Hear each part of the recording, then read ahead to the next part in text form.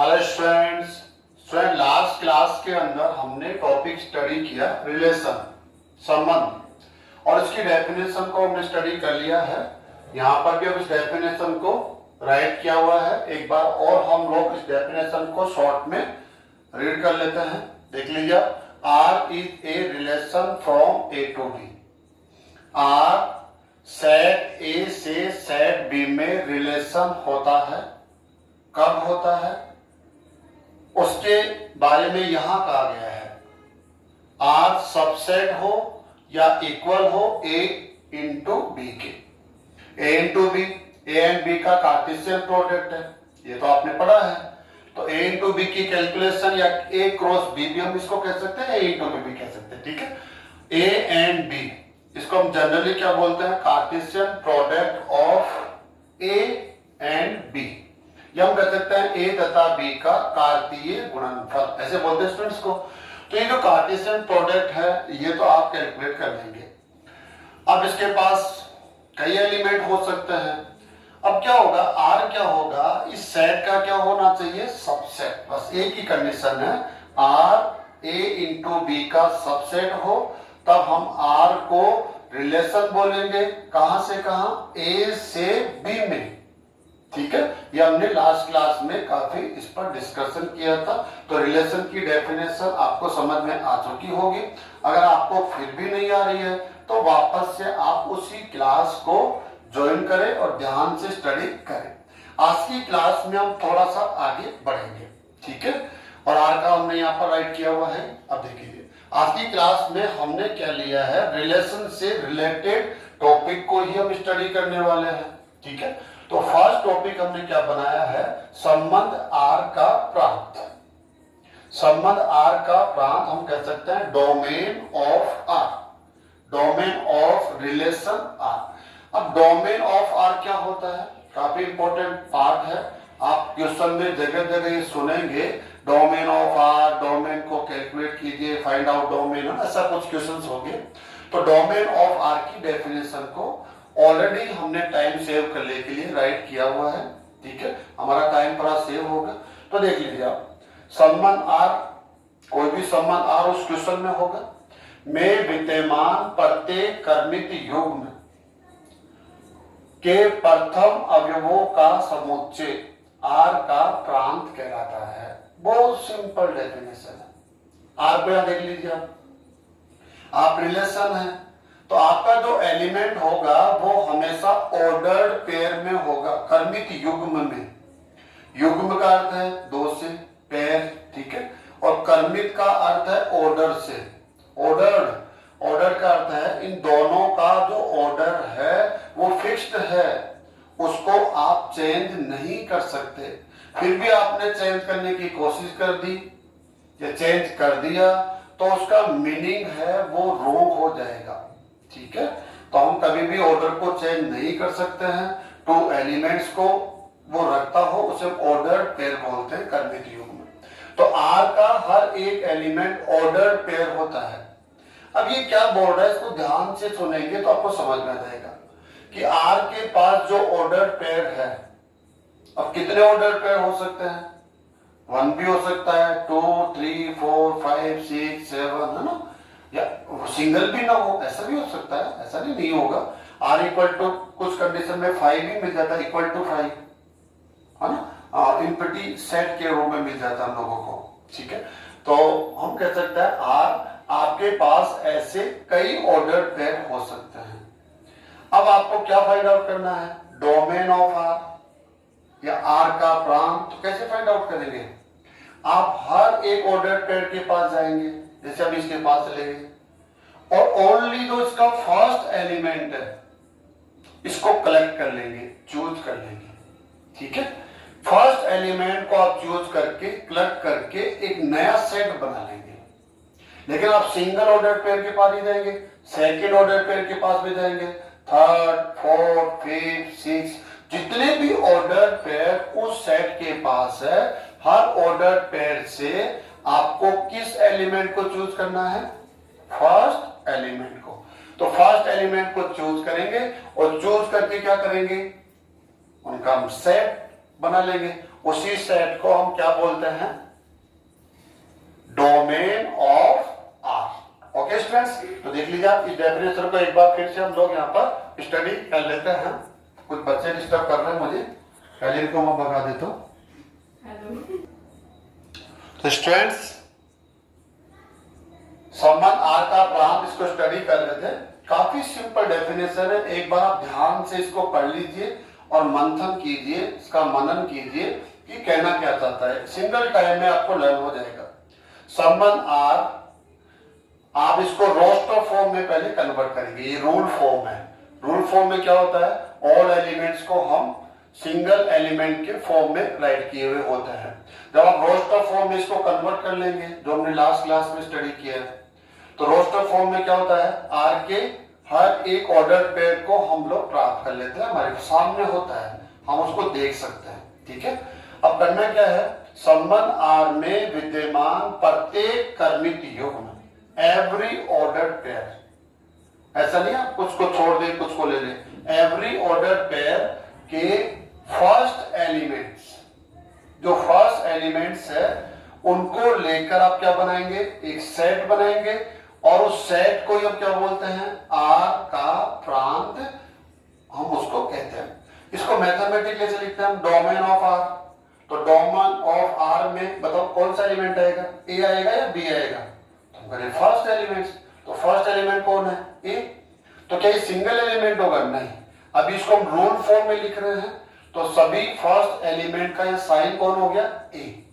अच्छा, ए की डेफिनेशन क्या है, प्रॉपर्टी क्या है, तो प्रॉपर्टी यह है, ए आप एलिमेंट है किसका, इस ऑर्डर पेयर का। Order pair A comma B है ना।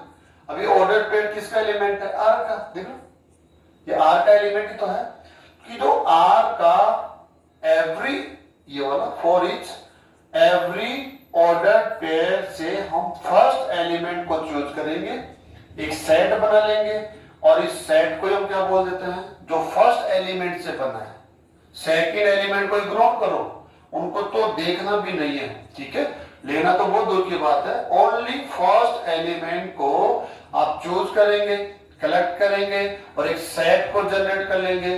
उसी सेट को रिलेशन आर का हम डोमेन कहते हैं।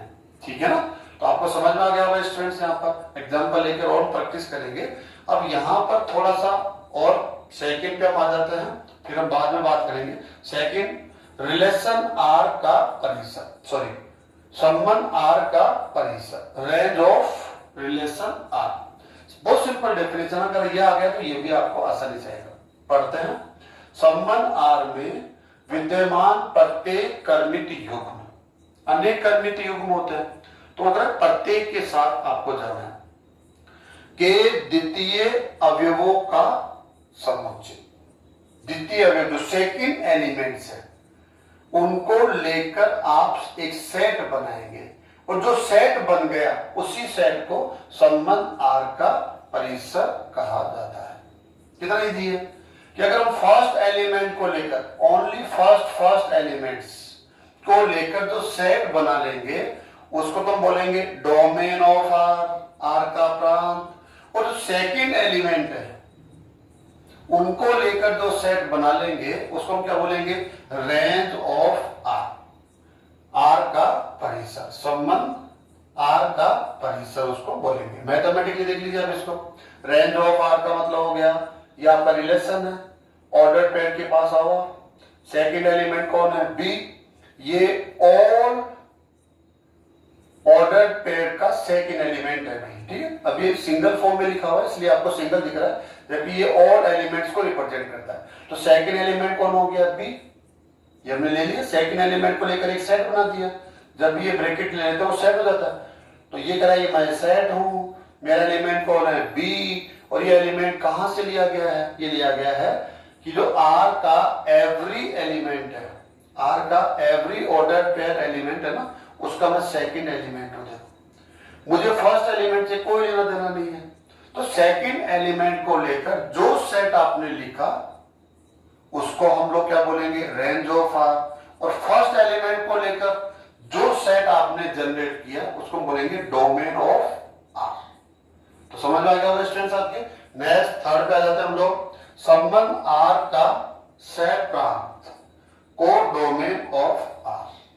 काफी इजी है, तो सबसे ज्यादा इजी है, कोडोमेन ऑफ आर। ठीक है, डेफिनेशन है, आपको लर्न करनी है और लर्न करके आगे जाके उसको यूज कर लेना है।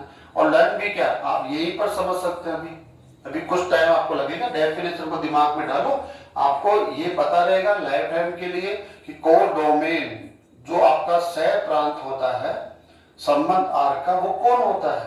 ठीक है, होगा तो समुच्चय, प्रांत भी समुच्चय होगा, परिसर भी समुच्चय होगा, सह प्रांत भी एक समुच्चय होगा। ठीक है, तो संबंध आर समुच्चय ए से समुच्चय बी में परिभाषित हो। यदि ऐसा हो, कोई भी एक रिलेशन है आर, एक समुच्चय से दूसरे समुच्चय में परिभाषित हो सकता है। हाँ, दोनों समुच्चय डिफरेंट हो सकते हैं, जैसे ए टू बी, ऐसे दोनों सेम भी हो सकते हैं, ए टू ए भी हो सकता है, कोई प्रॉब्लम नहीं है। ठीक है, कि सेम नहीं हो सकता, डिफरेंट होना कंपल्सरी है नहीं, कैसा भी हो सकता है। तो यहां में क्या बताया गया है, यदि संबंध आर समुच्चय ए से समुच्चय बी में परिभाषित हो, तब ये जो सेकंड सेट है ना, सेकंड सेट अभी कौन है यहाँ पर, फर्स्ट सेट तो है ए, स्टार्ट में तो यही है, और एंड पे कौन है बी, ए टू बी है ना, ए टू बी, तो सेकंड सेट कौन हो गया बी। इस सेकंड सेट बी को समुच्चय बी संबंध आर का सह प्रांत कहलाता है। कितना सिंपल है, मतलब क्वेश्चन में पढ़ेंगे और क्वेश्चन में जरूर लिखा होगा कि ये रिलेशन आर किस सेट से किस सेट में परिभाषित है। तो जो सेकंड नंबर पे सेट लिखा है, जैसे यहां पर बी लिखा हुआ है, तो उसको आप बोल देंगे आर का सह प्रांत कोडोमेन ऑफ आर। आपको उस सेकंड सेट के एलिमेंट्स में कोई चेंजेस नहीं करना। ठीक है, यू का यू कॉपी करना, उसको जो क्वेश्चन में राइट किया हुआ है, गिवन है, वही कोडोमेन है। इसलिए काफी सिंपल होता है और जनरली क्वेश्चन में आपसे पूछा भी नहीं जाता। क्यों नहीं पूछा जाता है, क्योंकि इससे सिंपल आंसर कोई हो ही नहीं सकता। मैं मानता हूं 100% स्टूडेंट्स अगर इस क्वेश्चन को अटेम्प्ट करेंगे तो 100% राइट आंसर होगी। ठीक है, शायद ही कोई ऐसा बेवकूफ हो, उसको सॉरी मैं कह रहा हूं, लेकिन ये मिस्टेक जनरली कोई करता नहीं है।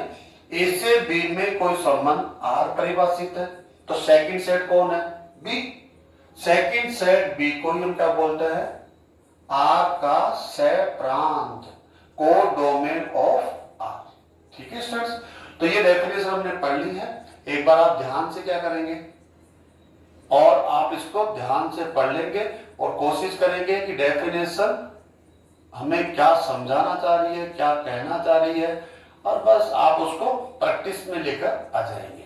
ठीक है, अब इसके बारे में थोड़ा सा और हम लोग हल्का फुल्का और देख लेते हैं। जो डोमेन ऑफ आर है वो फर्स्ट एलिमेंट को लेकर बनाया गया सेट है, ऑर्डर पेयर के फर्स्ट एलिमेंट को लेकर बनाया गया सेट है। अब आप यहां से देखो, जो फर्स्ट एलिमेंट है वो कौन से सेट से लिया हुआ है, ए से, क्योंकि रिलेशन ए टू बी में डिफाइंड है। तो जो फर्स्ट एलिमेंट होगा वो फर्स्ट सेट से लिया जाता है, सेकंड एलिमेंट सेकंड से, तो जो फर्स्ट एलिमेंट किससे लिया जाएगा, ए से। ठीक है, तो हम क्या कहेंगे, जो डोमेन ऑफ आर है वो फर्स्ट एलिमेंट का सेट है, और फर्स्ट एलिमेंट बिलोंग्स टू क्या होता है ए, इसलिए जो डोमेन ऑफ आर है वो ए का क्या होता है, सबसेट हो सकता है। ठीक है, तो यहां पर हम लिख देते हैं, ये भी आपको एक छोटी सी प्रॉपर्टी होती है, डोमेन ऑफ आर, ये सबसेट और इक्वल टू ए हम इसको कह सकते हैं स्टूडेंट्स, जो आपको थोड़ा सा ध्यान रखना पड़ेगा। कभी भी डोमेन ऑफ आर रिलेशन का जो प्रांत आप निकाल रहे हैं वो इक्वल टू ए भी हो सकता है, जैसे कि ए के ऑल एलिमेंट्स हो सकता है फर्स्ट एलिमेंट के रूप में हो, वो सारे एलिमेंट्स आ जाएंगे तो इक्वल टू हो जाएगा। या हो सकता है ए का कोई ऐसा एलिमेंट हो जो फर्स्ट एलिमेंट में हो ही नहीं, कुछ एलिमेंट हो कुछ नहीं हो, तो ऐसी कंडीशन में हम कहेंगे जो डोमेन ऑफ आर आपको मिला वो ए का क्या हो जाएगा, सबसेट हो जाएगा। इक्वल नहीं होगा तो कोई प्रॉब्लम नहीं है, सबसेट तो होगा ना। ऐसे आप यहां आ जाएंगे, जो आपका रेंज ऑफ आर है, रेंज ऑफ आर, संबंध आर का जो परिसर परिसर है वो सबसेट और इक्वल टू, बताइए आप खुद सोच के बताइए, आंसर दीजिए इसका। रेंज ऑफ आर, संबंध आर का परिसर, ये किसका सबसेट होगा? तो यहां से देखिए आप, रेंज ऑफ आर क्या होता है? एलिमेंट ऑफ बी, बी कौन है? ऑर्डर पेयर का सेकंड एलिमेंट्स, जितने भी ऑर्डर पेयर है, ओनली सिंगल पे काम नहीं करना हम लोग, आर के पास जितने भी ऑर्डर पेयर है, हर एक ऑर्डर पेयर के पास आप 1 बाई 1 करके जाएंगे और उनसे कौन सा एलिमेंट लेंगे? Second element. और ऑल सेकंड एलिमेंट्स को लेकर आप एक सेट बना लेंगे, लिख लेंगे। उस सेट को हम रेंज ऑफ आर बोलते हैं। सेकंड एलिमेंट से जो सेट बनेगा उसको हम आर का परिसर कहेंगे, और जो फर्स्ट एलिमेंट से सेट बनेगा उसको हम आर का प्रांत कहेंगे। ठीक है, अभी जो बी है सेकंड एलिमेंट, अब बताओ आप बी यहां से चेक करो, बी किसका एलिमेंट है? कैपिटल बी का, देख लो ए टू बी में सेकंड सेट बी का। तो कह रहे हैं जो रेंज ऑफ आर है आपके पास किसके एलिमेंट होंगे? सेट बी के एलिमेंट होंगे। और वो कुछ हो सकते हैं, सभी हो सकते हैं। अगर कुछ होंगे तो सबसेट ऑफ बी हो जाएगा ये, ठीक है। और अगर सारे एलिमेंट आपके पास आ गए बी के तो इक्वल टू बी हो जाएगा। तो ये आपके पास नॉलेज होना चाहिए, ठीक है। और बी को हमने यहां पर क्या कहा हुआ है? इसको यू भी कह सकते हैं। इसमें देखिए, अगर नेक्स्ट आप यहां आएंगे तो बी आप कौन है? बी के बारे में हमने क्या कहा हुआ? ये देखो बी कौन है आप? अरे मैं तो कोडोमेन हूं, तो हम कह सकते हैं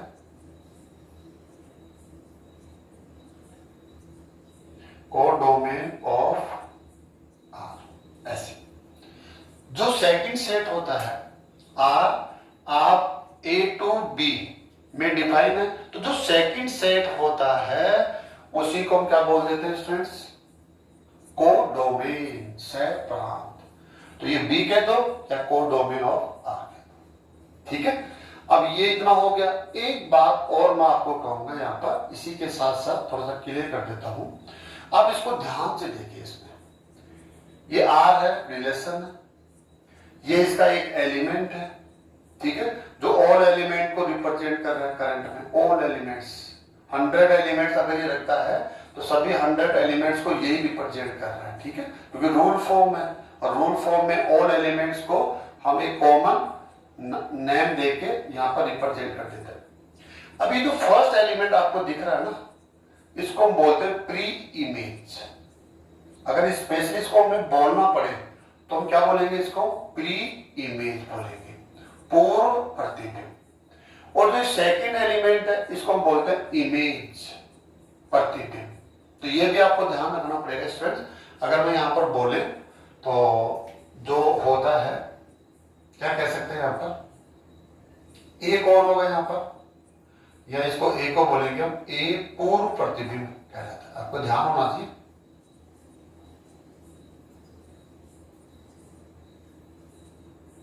पूर्व प्रतिबिंब, इसको बोलेंगे स्टूडेंट प्री इमेज।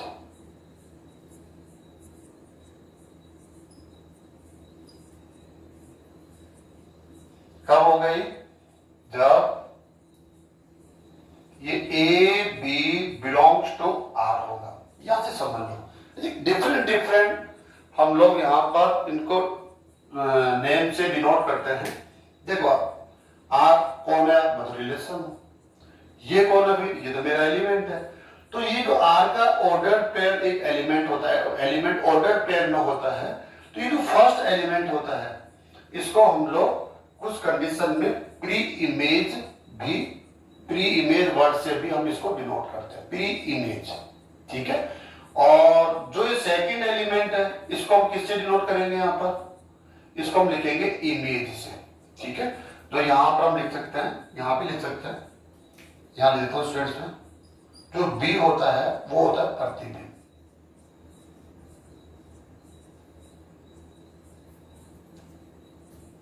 और प्रतिबिंब को क्या बोलेंगे हम? इमेज।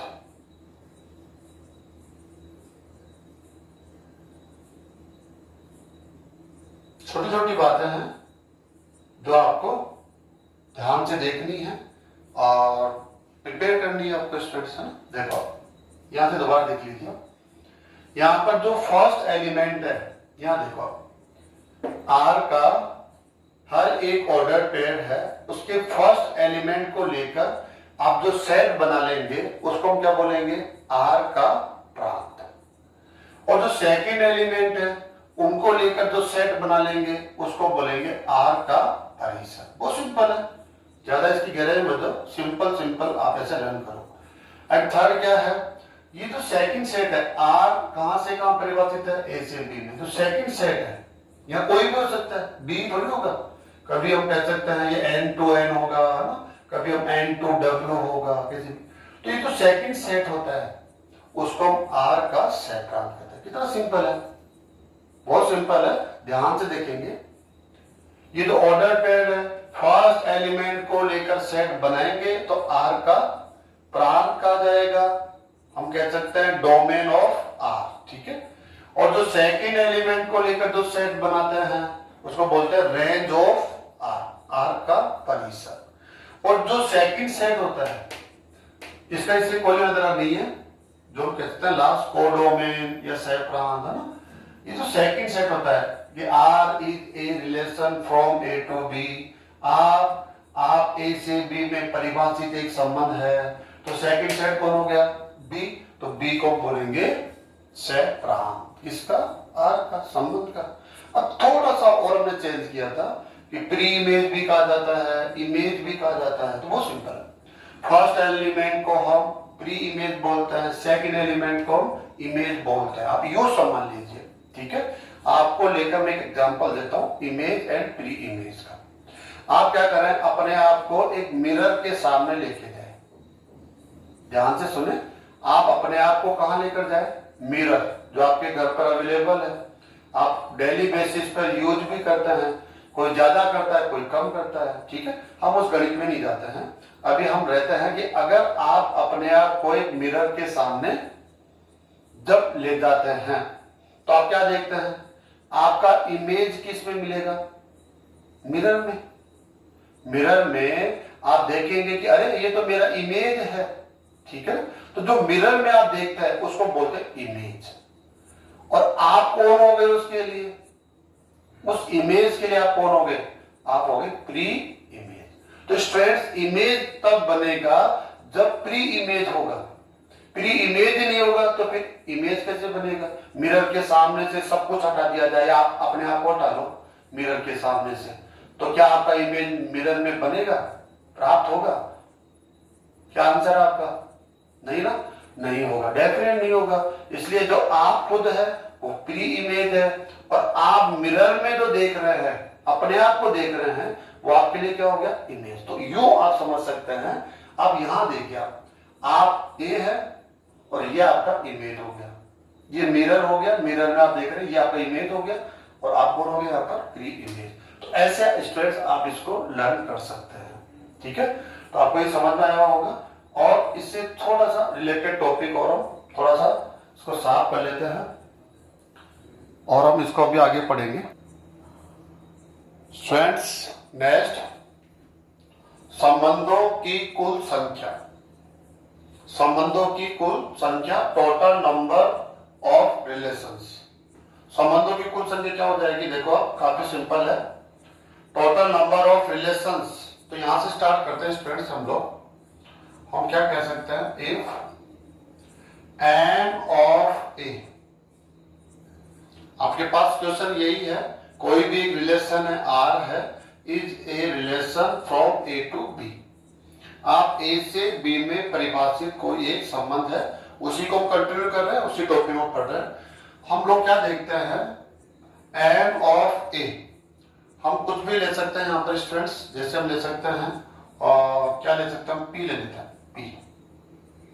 एन ऑफ ए का मतलब होता है सेट ए के पास कुल एलिमेंट्स की संख्या क्या है, पी है। एन ऑफ बी आपके पास क्यों ले लेते हैं हम लोग, ठीक है। N of A numbers of element है ना, किसके, सेट ए के, is equal to P, n of B is equal to Q. तो स्टूडेंट्स हम क्या देखते हैं, लास्ट जो हमारा टॉपिक था, या हम कह सकते हैं जो प्रीवियस क्लासेज में हमने स्टडी किया था, n of A into B, जो कार्टेशियन प्रोडक्ट हमने पढ़ा था, n of A into B, A into B के पास कुल कितने ऑर्डर्ड पेयर होंगे, ठीक है, उनको काउंट करना। तो हमारे पास वहां पर 2 प्रोसेस थे। फर्स्ट प्रोसेस तो क्या था कि ए इंटू बी को हम फाइंड आउट कर लेते थे और आराम से 1 2 3 4 5 करके एलिमेंट्स को हम काउंट कर सकते हैं, ठीक है। फर्स्ट प्रोसेस हो गया। सेकंड प्रोसेस क्या है कि हम इन दोनों का कार्टेशियन प्रोडक्ट ले ही नहीं, हम ले ही नहीं, और क्या कर ले, हम काउंट तो करें। एलिमेंट्स का तो हमें पता नहीं होगा कौन है, लेकिन हम काउंट कर सकते हैं कि आप दोनों का जब कार्टेशियन प्रोडक्ट लिया जाएगा तो आपके पास कुल कितने एलिमेंट्स होंगे। तो इसके लिए फॉर्मूला हमने पढ़ा था, n of A into n of B. ये स्टडी आपने स्टडी किया हुआ है। अब इसकी वैल्यू प्रोवाइड कर दीजिए आप। एन ऑफ ए ये गिवन है, is equal to P. N of B ये भी गिवन है, ये क्या है, क्यू। तो ये क्या हो जाएगा, पी क्यू। दोनों को हम मल्टीप्लाई ले लेंगे और मल्टीप्लाई लेने के बाद एक नंबर मिलेगा, 10 13 है ना, 15 100 1000, कोई भी नंबर मिल सकता है। तो ये हमने कैलकुलेशन लास्ट क्लास में, प्रीवियस क्लास में हमने कर ली थी कि n of A into B ये होता है, ठीक है। अब हम ये जानना चाहते हैं कि जो ये ए इंटू बी एक सेट मिलेगा, आपके पास कुल कितने एलिमेंट है, पी क्यू, ऑर्डर पेयर है, इसके जितने भी एलिमेंट्स होते हैं वो ऑर्डर पेयर होते हैं, और ए एंड बी के जो एलिमेंट्स होते हैं वो जनरली सिंपल टाइप के एलिमेंट्स होते हैं, 2 हो गया, 5 हो गया, 7 हो गया ना। लेकिन जब इसका एलिमेंट होगा तो 1, 2 हो जाए ऑर्डर पेयर में होंगे ये, ठीक है। अब हमें ये जानना है कि ए इंटू बी है, आप इसके मैक्सिमम कितने सबसेट लिख सकते हैं, ठीक है। तो हम यहां लिख रहे हैं, स्टूडेंट्स यहां लिखेंगे, या इसको कर लेते हैं total number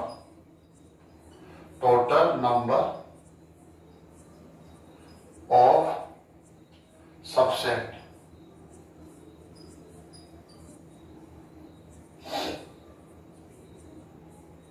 of A into B.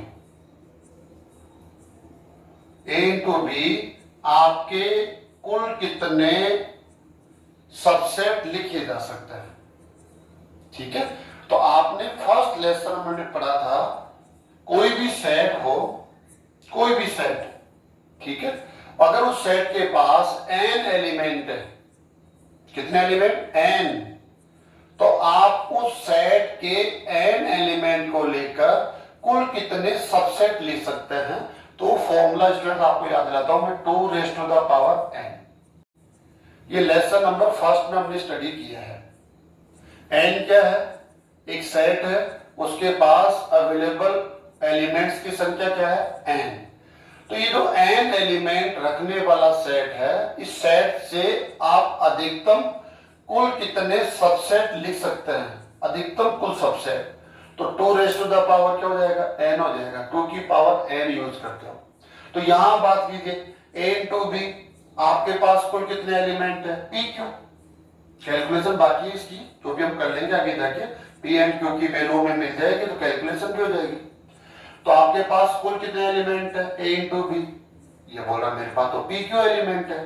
तो आपके पी क्यू एलिमेंट को लेकर हम मैक्सिमम कितने सबसेट लिख सकते हैं, तो यही फॉर्मूला होगा, 2 रेज़ टू द पावर, वहां पर n एलिमेंट है, यहाँ एलिमेंट कितना है, पी क्यू। ये इसका फॉर्मूला हो जाएगा, जो आपने लास्ट क्लास में स्टडी किया था, उसी से आप इसको पढ़ेंगे। अब आप आगे बढ़िए, थोड़ा सा माइंड यूज करना पड़ेगा कि a इंटू बी के कुल सबसेट्स की संख्या कितनी है, 2 raise to the power P Q. और जो सबसेट होता है a इंटू बी का, जो सबसेट होता है उसी को हमने क्या कहा है, रिलेशन। चेक कर लीजिए, r क्या होता है, सबसेट होता है किसका, a इंटू बी का। तो a इंटू बी के जितने भी सबसेट होंगे, 10 होंगे, 20 होंगे, 50 होंगे, हर एक सबसेट क्या कहलाएगा, एक रिलेशन कहलाएगा। तो जितने सबसेट होंगे उतने ही क्या होंगे, रिलेशन होंगे। तो आप सबसेट्स की संख्या को काउंट करें, इनडायरेक्टली आप किसको काउंट कर रहे होते हैं? रिलेशन की संख्या को, टोटल नंबर ऑफ रिलेशन। आप काउंट तो क्या कर रहे हैं? a इंटू बी, आपके पास एलिमेंट्स है पी क्यू, तो इन एलिमेंट्स को लेकर मैक्सिमम कितने सबसेट लिख सकते हैं? तो 2 raise to the power P Q. तो जो हर एक सबसेट आएगा वो रिलेशन कहलाएगा। आप डेफिनेशन को ध्यान रखें, आपके सामने है। लास्ट क्लास में भी हमने ये डेफिनेशन है, आज की क्लास में भी हम इसको कंटिन्यू कर रहे हैं, क्योंकि रिलेशन पर डिपेंडेंट है सारा जो भी मटेरियल है। तो जो रिलेशन होता है उसकी डेफिनेशन होता है कि ए एंड बी के जो कार्तीय गुणनफल से सेट मिलता है, इसका ये क्या होता है? सबसेट होता है। इक्वल हो सकता है या सबसेट हो सकता है। इक्वल होगा तो भी सबसेट तो होगा ही होगा, ऐसा नहीं इक्वल हो जाएगा तो सबसेट नहीं होगा। क्यों नहीं होगा? डेफिनेट होगा। ठीक है, तो ये सबसेट्स की संख्या हो गई है, और सबसेट्स को ही हम लोग क्या बोल देते हैं? रिलेशन। ठीक है, तो हम यहां पर बोल देंगे total number of relation R, या हम इसको ऐसे बोल सकते हैं total number of subset A into B. दोनों का मीनिंग एक ही है। ए इंटू बी आपके कुल कितने सबसेट्स होंगे, या हम कह सकते हैं कुल कितने आर के, सॉरी हम कह सकते हैं आर जो संबंध है वो कुल कितने संबंध होंगे। ठीक है, तो ये हो जाएगा 2 raise to the power P. ठीक है, तो आप ऐसे डायरेक्टली इसको एक डायरेक्ट फॉर्मूला एक अपने आप में लर्न करना है, तो ऐसे तो समझ में आना चाहिए, लेकिन कब फिर भी किसी को प्रॉब्लम है ना, तो आप इसको लग सकते हैं टोटल नंबर ऑफ रिलेशन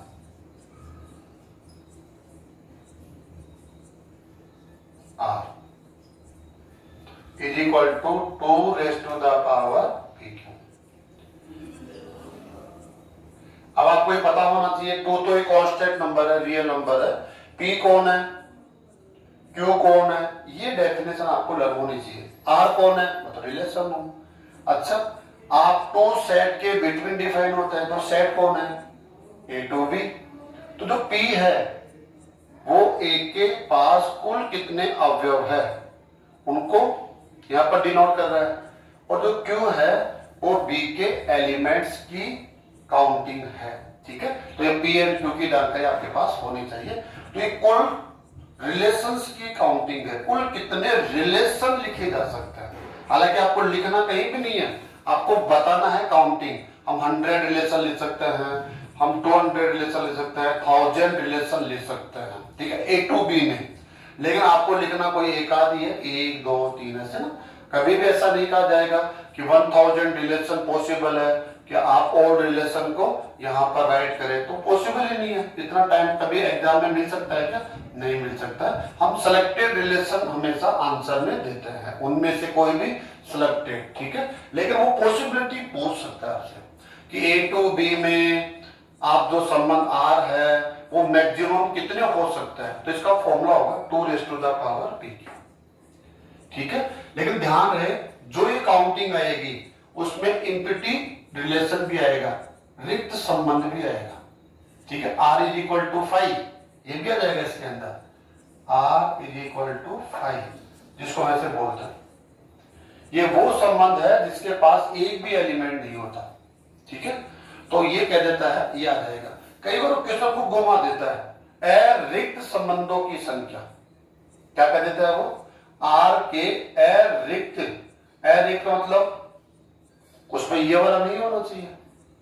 ठीक है, इनके अलावा बाकी काउंट करो तो बहुत सिंपल है, ये टोटल रिलेशन आ जाएगा, नंबर ऑफ रिलेशन है या नहीं है।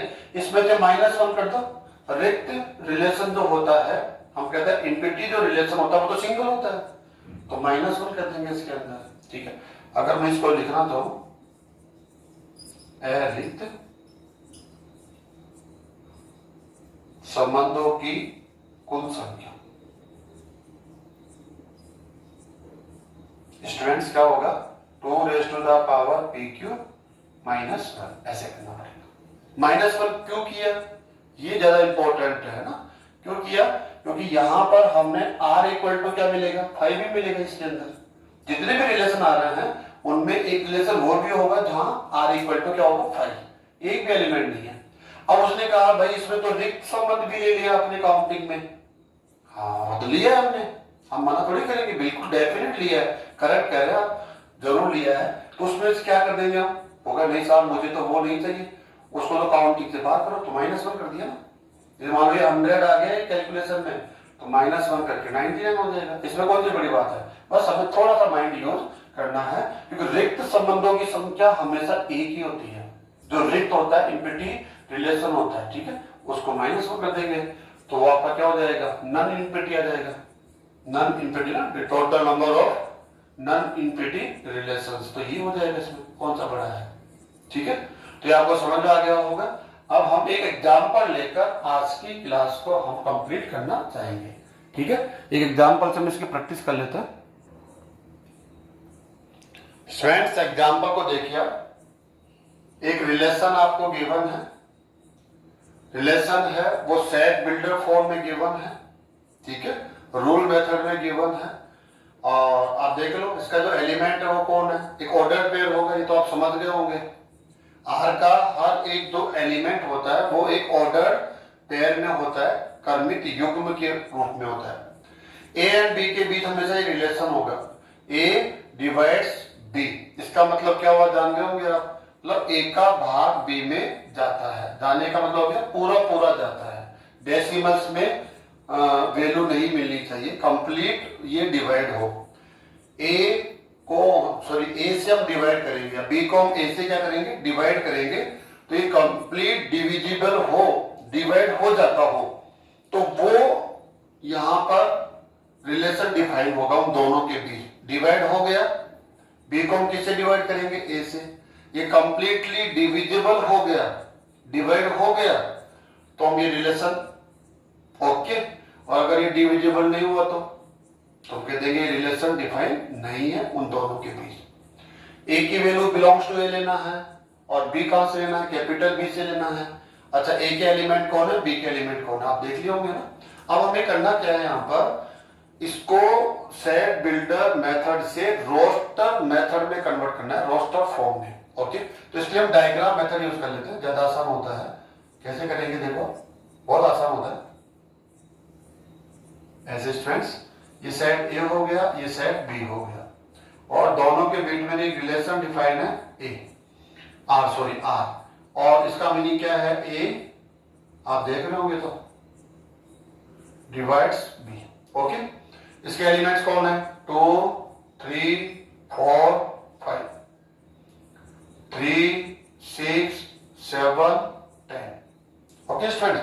अब आपको ए से बी में रिलेशन दिखाना है, तो यहां से देखो आप 2 से डिवाइड करो 3 को 2 से डिवाइड, इसका समझ रहे हो, 3 को डिवाइड करेंगे 2 से, आप देखिए आप 1.5, ये तो डेसिमल नंबर हो गया, तो डेसिमल आ गया तो ये डिविजिबल नहीं है, ठीक है ना। एक क्या होना चाहिए, होल नंबर होना चाहिए, हमेशा ध्यान रखना है।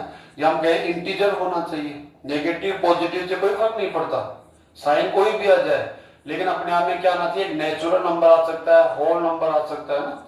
तो हम कहेंगे 2 3 से डिविजिबल होगा नहीं, ठीक है, या 2 को हमसे नहीं होगा। ये देखो इसके बीच रिलेशन होगा, अगर 6 को 2 से डिवाइड करेंगे तो डिविजिबल हो गया ना, और 7 को डिवाइड करें 2 से तो नहीं होगा, 10 को 2 से डिवाइड करें तो ये डिविजिबल हो जाएगा, ओके स्टूडेंट्स। ऐसे आपको काफी आसान होता है ये बनना। तो 2 को हमने सबके साथ चेक किया, तो 2 किसके साथ रिलेशन रखता है, 6 एंड 10 के साथ, ये वाला रिलेशन आर की जो डेफिनेशन है ना, ये रिलेशन 2 6 एंड 10 के साथ ही रखता है, ओके। अब 3 को देखिए आप, तो हम कहेंगे हाँ ये डिविजिबल होगा, और 6 के साथ भी क्या होगा, ये डिविजिबल होगा, 7 के साथ नहीं होगा, 10 के साथ भी नहीं होगा, ठीक है। तो जो 3 रिलेशन रखेगा वो 3 के साथ एंड 6 के साथ रखेगा, क्योंकि 7 को आप 3 से डिवाइड करेंगे तो आप जानते हैं डिविजिबल नहीं है, 10 को 3 से डिवाइड करेंगे तो भी डिविजिबल नहीं है, तो 3 का रिलेशन 10 के साथ नहीं होगा। अगर मैं लिखना चाहूंगा ना तो 3 आर नॉट 10 करना पड़ेगा मुझे, मतलब समझ गया। 3 का रिलेशन किसके साथ नहीं है? 10 के साथ नहीं है, ठीक है। अगर मैं लिखना चाहूँ 3 आर 3, ये तो ये करेक्ट होगा। 3 का रिलेशन किसके साथ है? 3 के साथ है। तो ये लिखने का अपना एक तरीका होता है, बाद में लिखेंगे। अब 4 को चेक कीजिए, 4 3 6 7 10, किसी के साथ भी ये वाला रिलेशन नहीं रखता। 5 को चेक कीजिए, 5 का रिलेशन ओनली 10 के साथ होगा। तो ओके स्टूडेंट्स, अब आप देखिए इसको, ये डायग्राम हो गया, एरो डायग्राम हो गया। तो अब इसको रोस्टर फॉर्म में कैसे राइट करेंगे? अब आप क्या करेंगे, आर के ऑल एलिमेंट्स को राइट करते हैं तो रोस्टर फॉर्म हो जाता है ऑल। अगर हम लोग ये देखो, ये अपने आप में क्या है, एक यूनिक एलिमेंट के फॉर्म में इसको लिखा हुआ है, मतलब एक जनरल फॉर्म में लिखा हुआ है जो ऑल एलिमेंट्स को रिप्रेजेंट कर रहा है। लेकिन यहाँ से बता नहीं पा रहे ए एंड बी की वैल्यू क्या क्या हो सकती है, यहाँ पर बता सकता है। तो बताइए आप, जो रिलेशन रखता है 2 6 2 10, फर्स्ट एलिमेंट हो गया 2 6, सेकेंड 2 10, समझ आ गया। अब ये 2 3 नहीं आएगा कभी भी, क्योंकि 2 का रिलेशन 3 के साथ नहीं है, तो नहीं है तो फिर वो आर का एलिमेंट नहीं हो सकता।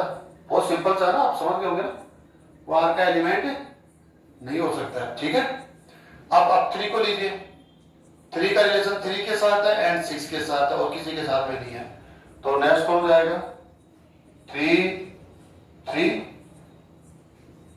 And 3 6, okay. नेक्स्ट 4 किसी के साथ भी ये रिलेशन नहीं रखता है, नहीं। 5 ओनली 10 के साथ रिलेशन रखता है, तो 5 10, ओके स्टूडेंट्स। अब देखिए, ये क्या हो गया आपका, रिलेशन आर हो गया जो रोस्टर फॉर्म में आ गया। पहला आंसर हो गया हमारा। वो कह रहा था ना कि ये आपका सेट बिल्डर फॉर्म है, रूल फॉर्म है, आप इसको रोस्टर फॉर्म में कन्वर्ट करो, तो हमने ऐसे ऐसे कर लिया। अब वो आपसे क्या पूछेगा, वो पूछेगा domain of R. Domain of R का मतलब है आर का प्रांत, ठीक है। अब आप जानते हैं आर का प्रांत कौन होता है, बहुत सिंपल है, मतलब लर्न करने की आवश्यकता ही नहीं पड़ेगा, इस एग्जांपल से भी समझ सकते हैं अगर थ्योरी आपने नहीं पढ़ी है तो। ये सेट आर हो गया, इस सेट आर के ऑल एलिमेंट्स आपके पास है।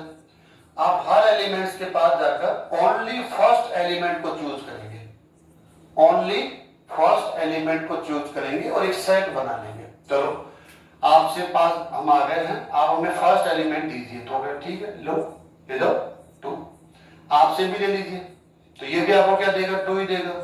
अब आप अच्छे से जानते हैं, प्रीवियस क्लासेज में फर्स्ट लेसन में हमने पढ़ा था, कोई भी सेट आप लिखे, एक एलिमेंट आप सिंगल टाइम लिख सकते हैं, किसी भी एलिमेंट को आप सिंगल टाइम ही वहां राइट करते हैं, डबल ट्रिपल टाइम राइट नहीं करते।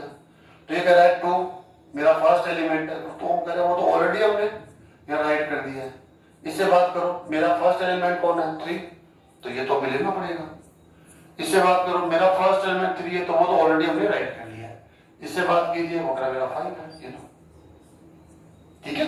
हालांकि यहाँ पर जो एलिमेंट है 1 2 3 4 5 है, तो यहाँ भी 5 एलिमेंट होने चाहिए। क्यों? क्योंकि फर्स्ट एलिमेंट लेंगे तो हर एक से फर्स्ट लेंगे, तो आप 5 ऑर्डर कर रहे तो 5 होने चाहिए ना, लेकिन ये 3 कैसे ले गए, बहुत नेचुरल, सबको समझ में आ गया होगा। फिर भी ये 2 है, ये 2 है, रिपीट हो रहा है, तो हम तो सिंगल टाइम ही लिखेंगे। ये 3 है, ये 3 है, ये रिपीट हो रहा है सिंगल टाइम, इस वजह से ये थोड़ा काउंटिंग में कम हो गए। तो डोमेन ऑफ आर देख लिया आप लोगों ने। जब इसको देखेंगे तो एक बात और साथ में समझ लो, ये सबसेट होगा, किसका सबसेट होगा बताइए, जो फर्स्ट सेट है, क्योंकि हम फर्स्ट एलिमेंट को ले रहे हैं ना, तो जो फर्स्ट सेट के एलिमेंट होते हैं चाहिए, तो एक देख लो 2 3 5 इसके पास है, यानी 2 3 5, अरे ये ऑल एलिमेंट्स तो सेट एक ही में एलिमेंट है, इसलिए ये क्या हो गया, सबसेट। इक्वल में हो सकता है स्पेशल केस में, कभी कभी ये ऑल एलिमेंट्स ये भी रखे सेम एलिमेंट हो जाए तो ये इक्वल हो सकता है। नेक्स्ट, अब आपसे वो क्या पूछेगा, रेंज ऑफ आर, परिसर, ये भी काफी सिंपल है, कुछ स्टूडेंट आंसर दे भी दिया होगा। जो सेकंड एलिमेंट है हमेशा डोमेन भी आर से लिखा जाएगा, रेंज भी आर से लिखा जाएगा। जो ऑर्डर पेयर है उसका जो सेकंड एलिमेंट है, उन सेकंड एलिमेंट को लेकर आप एक सेट जनरेट करेंगे। ओके, सेकंड एलिमेंट कौन है? 6, 10, 3, नेक्स्ट 6, तो 6 तो ऑलरेडी हमने राइट कर दिया स्टूडेंट्स, फिर नहीं लिखेंगे। नेक्स्ट 10 भी आ गया। अब थोड़ा सा इसको प्रॉपर कर देते हैं, कैसे? Order wise. जैसे ये सबसे स्मॉल है तो हम कह सकते हैं 3, 6, 10। थोड़ा सा दिखने में अच्छा लगता है ना, सिस्टम अच्छा ठीक लगता है। अब देखो ये आपका क्या हो जाएगा? रेंज ऑफ आर हो जाएगा। ठीक है, अब ये जो रेंज ऑफ आर है वो हमेशा सेकंड एलिमेंट से बनता है, और सेकंड एलिमेंट किस सेट के एलिमेंट है? देखो बी है ना सेकंड, तो ये बी के किसके एलिमेंट है? तो ये subset of equal to B होगा। ठीक है, क्योंकि सेकंड एलिमेंट तो सेकंड सेट के एलिमेंट होंगे, तो ये इक्वल भी हो सकता है। इक्वल टू देखो 3, 6, 7, 10, ये जो एलिमेंट है 6, 3, 6, 10 मैच कर लो, ये आ गया। अब इसके बाद आपसे क्या पूछा जा सकता है स्टूडेंट? आपसे पूछा जाता है कोडोमेन। कोडोमेन ऑफ आर, सह प्रांत, इसको हम क्या बोलते हैं? प्रांत। इसको बोलते हैं हम परिसर, इसको क्या बोलेंगे? सह प्रांत। ठीक है, लास्ट अभी हमने देख लिया है। देखो अब ये क्या होगा, ये कभी भी आर से नहीं पूछते, यहां से ये क्वेश्चन से पूछते हैं इसका आंसर। ठीक है, क्वेश्चन बता दो, आर आप एक रिलेशन है, हाँ, ये आपका एलिमेंट है, हाँ, इन दोनों के बीच की ये प्रॉपर्टी है, हाँ। अब जो यहाँ पर जो फर्स्ट एलिमेंट है ए, वो किससे लिया जाएगा? बिलोंग्स टू ए, और जो सेकंड है वो किससे लिया जाएगा? Belongs to B.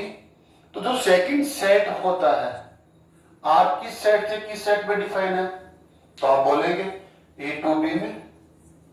आर कहां से कहां डिफाइन है? परिभाषित कहां से कहां है? तो हम कह रहे हैं ए टू बी में। तो सेकंड सेट कौन है? काफी नेचुरल है, सिंपल है, बी। तो जो सेकंड सेट होता है उस क्वेश्चन के अंदर, उसी को हम आर का सहप्रांत कोडोमेन कहते हैं। ये कितना आसान है। अब स्टूडेंट एक क्वेश्चन आपसे और किया जाता है, इसका मैं एग्जांपल यही दे देता हूं। आपसे क्या कहेगा वो, ये सेट कौन है? आर। आपसे क्या कहेगा, इस आर का इनवर्स रिलेशन लिखिए। हालांकि वो टॉपिक हमने पढ़ा नहीं है, लेकिन आपको पढ़ने की आवश्यकता भी नहीं है, आप उसका आंसर आराम से यहीं से देंगे। ये कौन है? एक रिलेशन। अब वो क्या बोलेगा आपसे कि आर का इनवर्स रिलेशन लिखो, प्रतिलोम संबंध। ठीक है, आप एक संबंध है, अब आपका क्या लिखना है? प्रतिलोम संबंध लिखना है। ठीक है, तो देखो आर के प्रतिलोम संबंध को हम किसे लिखेंगे? Are inverse. आर के इनवर्स रिलेशन को हम किसे लिखेंगे? आर इनवर्स से। अब कैसे लिखा जाता है? ये बड़ा सिंपल होता है। इस एग्जांपल से यहां समझ लो, ये जो आपके एलिमेंट्स होते हैं ना आर के, इनको इंटरचेंज करते आर इनवर्स आ जाता है। कितना सिंपल है, सिंगल टाइम में समझ में आ जाता है। ये जो आर के ऑर्डर पेयर है, हर एक ऑर्डर पेयर के एलिमेंट्स को क्या कर दीजिए आप? इंटरचेंज कर दीजिए, तो आर इनवर्स आ जाएगा।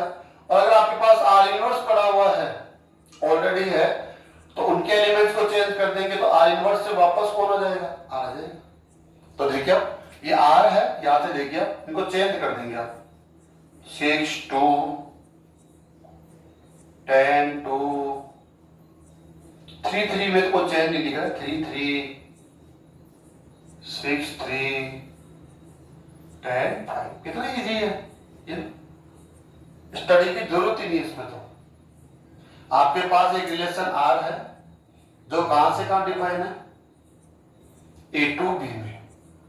ठीक है, तो जो आर इनवर्स डिफाइन होगा ना, वो इसका इनवर्स हो जाएगा, बी टू ए में डिफाइन होगा। सब उल्टा हो जाएगा, आर डिफाइन है ए टू बी में, तो आर इनवर्स डिफाइन होगा बी टू ए में। अब आर के ये एलिमेंट है, तो आर इनवर्स के एलिमेंट क्या होंगे? चेंज हो जाएंगे। ठीक है, अब नेक्स्ट क्वेश्चन क्या होगा? आर इनवर्स तो लिख लेंगे आराम से। हाँ, अगर आपके पास आर इनवर्स है तो इसे आर भी लिख सकते हैं। कैसे? चेंज कर दो उनको आपस में, सबको चेंज करना है। आर सी, आर इनवर्स से आर आ जाएगा। आप ए से बी में हैं तो आप हो जाएंगे बी से ए में, आप बी से ए में डिफाइन है तो ये ए से बी में, ऐसे हो जाएगा। अच्छा अब ये बताओ आर इनवर्स का वो क्या लिखेगा, आपको प्रांत लिखने के लिए बोलेगा, डोमेन। तो जो फर्स्ट एलिमेंट होते हैं ना वही डोमेन होता है। अब इसके डोमेन में कौन कौन आएगा, 6 10 3 6 10, तो ये क्या हो जाएगा 6 10 3 3 6 10 आ गया। आर इनवर्स का जो डोमेन है ना ये आ गया। जबकि यहां पर तो रेंज आ रही है तो ये चेंज होगा, क्यों एलिमेंट चेंज हो गया ना, जो यहां पर क्या हो रहा है रेंज आ रहा है ना वो इसका डोमेन हो जाएगा, ये अपन चेंज हो जाता है। अब जो सेकंड एलिमेंट्स है उनको लेकर लिखेंगे तो क्या आएगा, वो रेंज आ जाता है। तो फर्स्ट एलिमेंट से बना सेट क्या होता है, डोमेन प्रांत, और जो सेकंड एलिमेंट से जो बना सेट होता है वो क्या होता है, रेंज परिसर। ठीक है, लेकिन ये आपस में चेंज हो जाता है। आर में और आर इनवर्स में क्या होता है कि आपस में चेंज हो जाते हैं, एलिमेंट चेंज हो गए तो ये भी चेंज हो जाएंगे और कोडोमेन भी चेंज हो जाएगा। आर डिफाइन है ए टू बी, तो सेकंड सेट क्या हो जाएगा बी, तो बी क्या होगा कोडोमेन। लेकिन आर इनवर्स के लिए क्या हो जाएगा, ये बी टू ए हो जाएगा, तो सेकंड सेट कौन हो जाएगा, ए हो जाएगा, तो इसका कोडोमेन क्या हो जाएगा, ए हो जाएगा।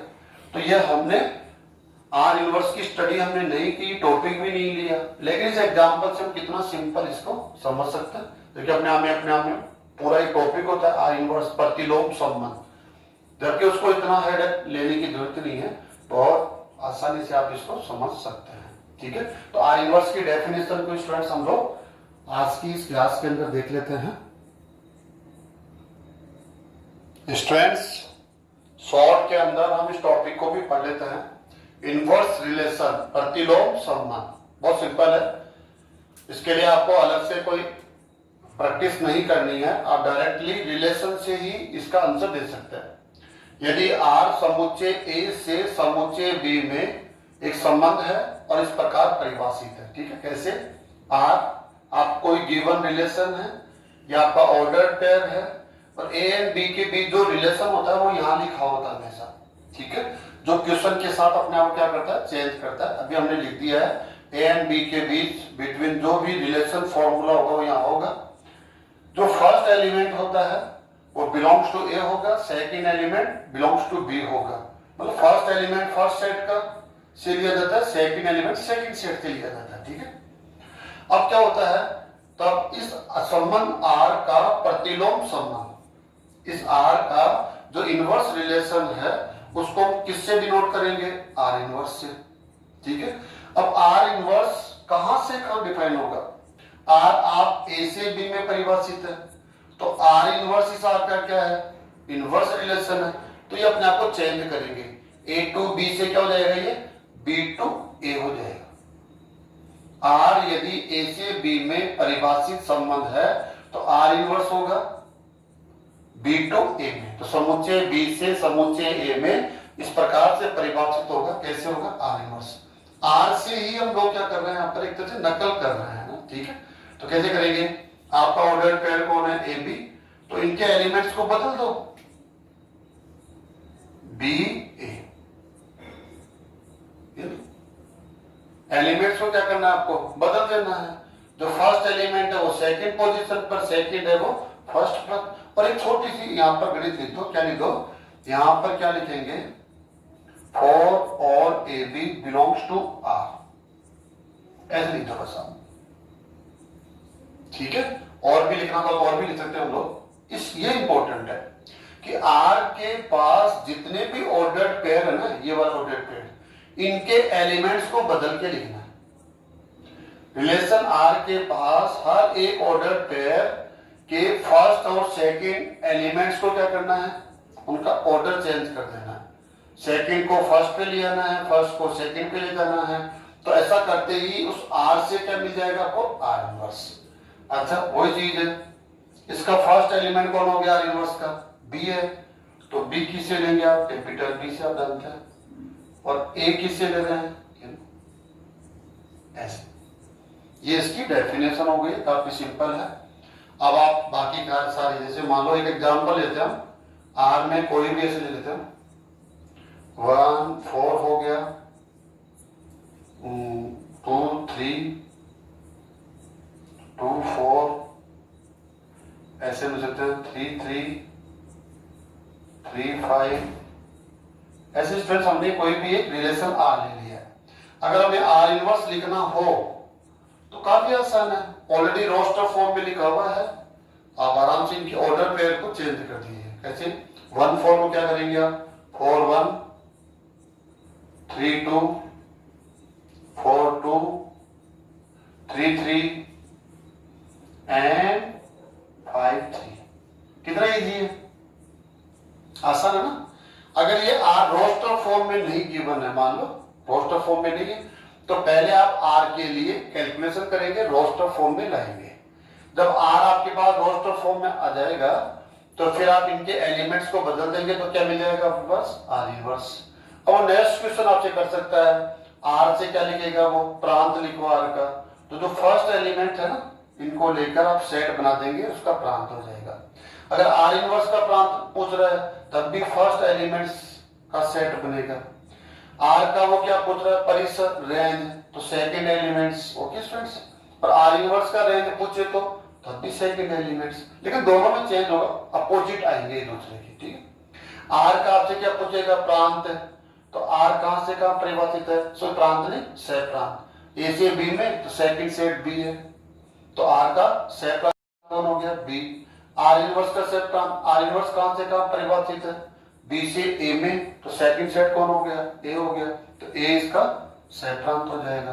तो स्टूडेंट्स इस प्रकार से अगर आपके पास आर का नॉलेज है, आर की आप कैलकुलेशन कर सकते हैं, तो आप उसी कैलकुलेशन का यूज करते हुए आर इनवर्स से रिलेटेड जितने भी क्वेश्चन आपसे किए जा सकते हैं उनका आप आंसर दे सकते हैं। आर इनवर्स को अलग से स्टडी करने की हमें कहीं आवश्यकता नहीं पड़ रही है, आप लोगों ने ये देख भी लिया है। बस कंडीशन है आपके पास आर की कैलकुलेशन का, आर से रिलेटेड जितने भी टॉपिक पॉइंट बनते हैं वो नॉलेज आपके पास हो, तब तो आर इनवर्स में आपको कोई समस्या नहीं आनी चाहिए, मैं इसे उम्मीद कर सकता हूं। अब स्टूडेंट्स आपको क्या करना है, जो आज की क्लास में हमने टॉपिक पढ़ा है वो उससे रिलेटेड क्वेश्चंस आपके बुक के अंदर है, बुक के क्वेश्चंस को आप अटेंड करेंगे, हर एक क्वेश्चन को अटेंड करेंगे। ठीक है, और उनको सॉल्व करते हुए बहुत अच्छी प्रैक्टिस करेंगे। ओके स्टूडेंट्स, आज की इस क्लास को हम यही समाप्त करते हैं। Thank you students.